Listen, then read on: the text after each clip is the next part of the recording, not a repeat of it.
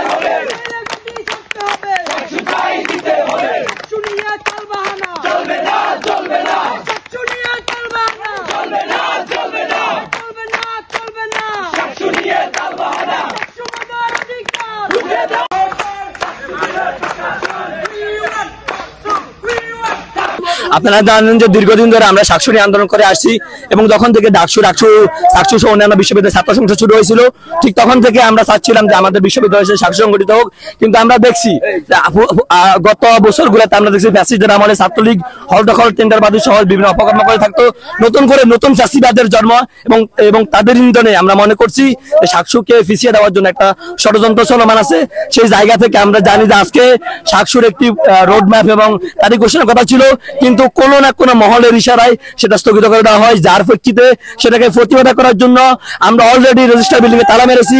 এখন বিসি বাংলার সামনে অবস্থান করছি।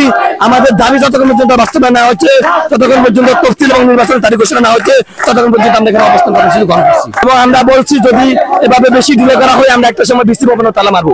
ইতিমধ্যে আমাদের তালা কিনা হয়ে গেছে, তালা আমাদের সামনে আসছে। আমাদের সামনে বিশ্ববিদ্যালয়ের ফক্টর এবং ট্রেজারার মহোদয় এসেছেন।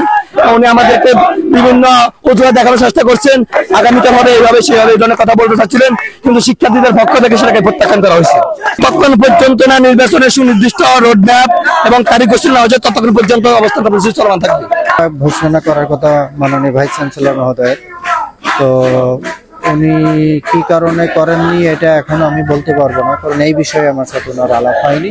উনি বলেছেন একটা অসুবিধা ছিল, উনিও একটু বাইরে গেছেন, প্রভৃতি মহোদয় একটু অসুস্থ, সব মিলাই উনি আজকে ঘোষণা করতে পারেননি।